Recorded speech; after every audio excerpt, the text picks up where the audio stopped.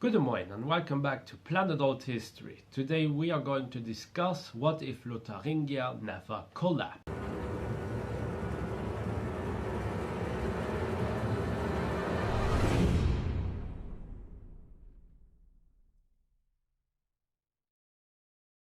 Lotharingia was the biggest part that emerged from Middle Francia, which in itself was a former part of Charlemagne's empire. I'm talking about the Frankish Empire. The Frankish Empire became the dominant power in Western Europe, and once the imperial crown was given to Charlemagne, it was clear that Eastern Rome had nothing to say whatsoever in Western Europe. Of course, there was one thing, or there were two things even, where the Byzantines they could still have their own opinion about, but effectively they had no control whatsoever. The Frankish Empire was then divided, and so was Middle Francia or Middle Francia. In 855, Lotharingia was born and got the name, or it was derived from the name of Lothar I, who divided his empire into three. Provence went to Charles, Italy with the imperial title to Louis II, and the rest to Lothair II. These times and these years they were so chaotic, and the problems with these empires, kingdoms and successor states was always that there would be this threat of not having a successor at all, or actually, which happened more often, was that you would have too many successors. And because of the dynastic laws that were still in place, well, it would be split and split and split until, we got something like the Holy Roman Empire. The divisions, of course, weakened the emerging empires, kingdoms and duchies. And with that said, I mean, again, just take a look what happened with the Holy Roman Empire. Lothar II, he ruled from Aachen, and his rule was legitimized by the Treaty of Prüm, a tiny city in western Germany. It's actually very close from here in Luxembourg. It's like 1 hour or so by car. It is very interesting to know that this treaty was, at least for some years, very much respected. And also it is something very unique for Western Europe, especially in those years considered the Dark Ages. Lothar had a very complicated marriage, and he had no real successor, no heir. Teutberga, his wife, she was not able of bearing children, and Lothar he tried to get an annulment. His relatives who ruled Western Francia and Eastern Francia were sometimes in favor of it, sometimes they were not in favor of it, and well, I mean, come on, if you were also in that position, you would know that if Lothar II would get an annulment and have another wife and then get an heir to the throne, you don't get any lands out of it. But if you are against the annulment, you know that Lothar II, well, he will not have any heir, no successor at all, and boom, when he dies, you can divide that empire between yourself and also your cousin or uncle or whoever is ruling the other part of the empires. And that's why it was probably very difficult for Lothar II to get an annulment. Actually, he got the annulment, but he got it kinda late, and also only with the support of the clergy, and also with many complicated deals that he had to do left and right. So, what if all of that changed? What if Lotharingia never collapsed? The one point of divergence I would like to propose is that the annulment would just never be done. Well, now you're thinking that, wait, doesn't this sound very weird? No, actually in those years it's something you could consider. Why? Well, just hire a hitman and kill a person. It is a fact that many times people died of very mysterious consequences and under very mysterious circumstances in those years. And Luther II, he could just for real hire a hitman and boom, his wife would die. What happens then? Well, he would then marry Valdrada by 858, who had been his mistress for a long time, and actually he already had a son with her called Hugo. And I think that with the marriage as well as some bribes, he could manage to get Hugo as a successful heir to the throne, who would be accepted not only within this kingdom or empire but also by the relatives who were ruling East and West Francia. Well, they wouldn't also be very happy about it if suddenly Lothair II would have a heir to the throne, because, well, they were actually waiting for the opportunity to get rid of him. And I think that some wars could erupt between Lotharingia and Eastern and Western Francia, especially when Hugo is coming to the throne. But when looking at Hugo's achievements, I think that he was actually a very smart dude. He was able to make effective alliances through marriage policies, and I believe that Hugo would not only be able to keep Lotharingia together, but even expand, because he was able to make a very effective foreign policy. He already had an alliance in OTL where he was just the Duke of Alsace with some Viking king who ruled Frisia, only then to be found out that he was plotting, and yeah, then his relatives, they just did whatever they could to get rid of him. But imagine if you had all of Lotharingia. He was now the heir to the throne, he was accepted, he would have more resources to his disposition. Well, he would lead a very effective foreign policy, he would make alliances with many more Vikings, he could even make alliances with the Normans, with the Slavs, and even become allies with them. For the upcoming years we could see massive changes in Eastern Francia.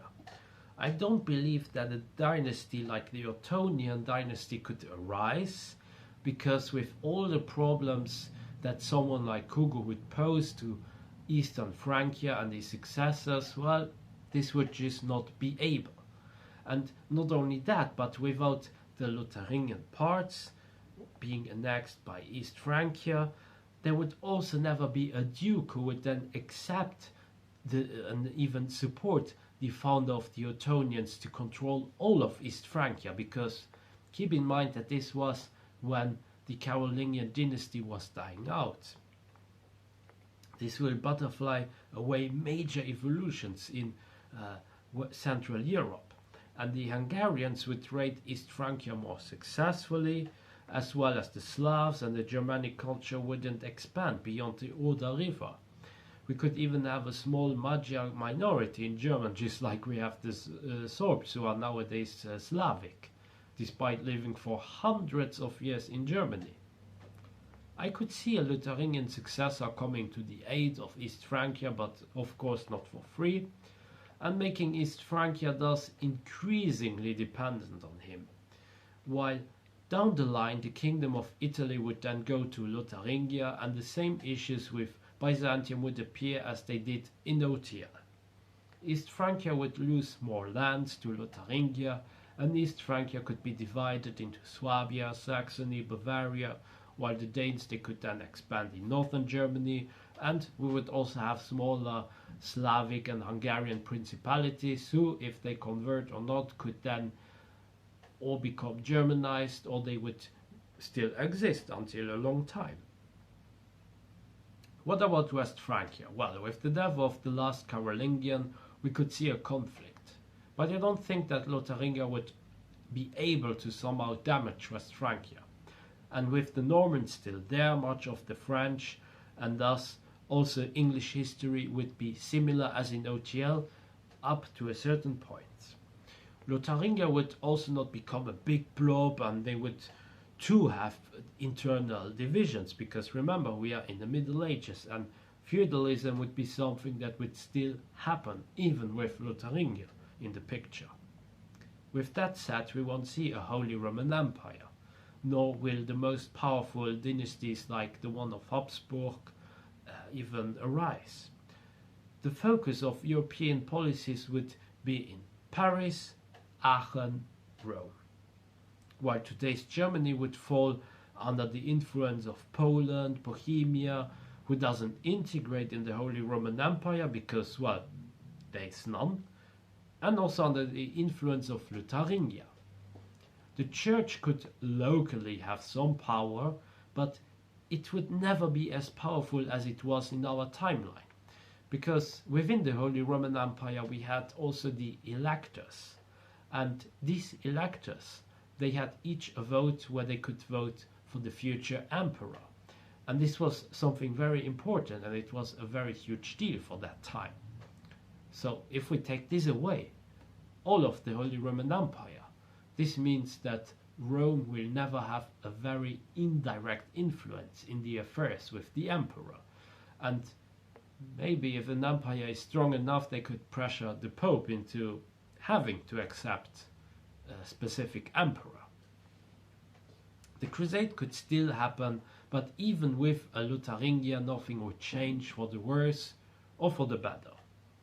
A major shift would happen around the 1300s or 1400s, because France would be in big trouble, and Lotharingia, well, they would support the English with their claims over many parts of France, while Lotharingia would try to take as much as they could and even have a much easier time than the English, because they would be bordering France immediately and be on land.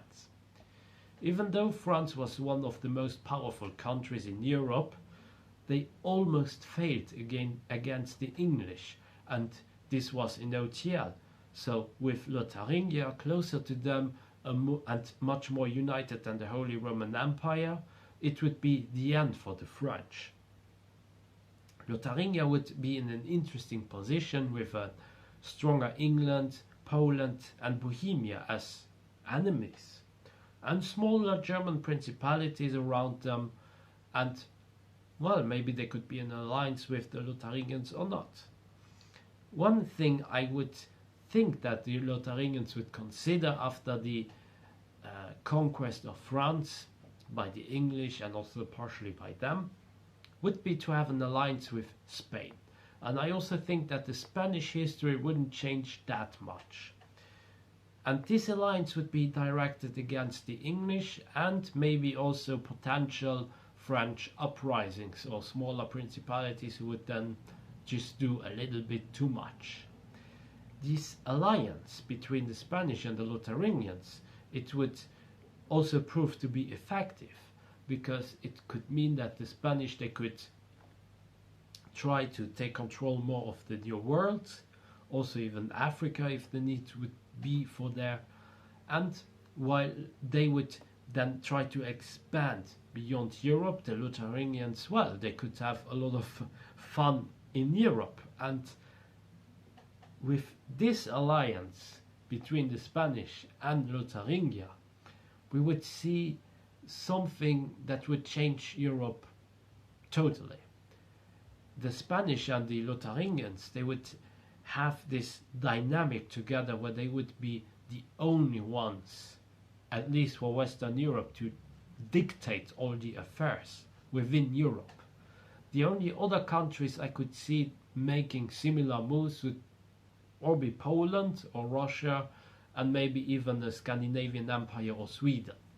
But as for Western Europe, it would be them, and they would also do so on a very global level, so it would not only be on a European level.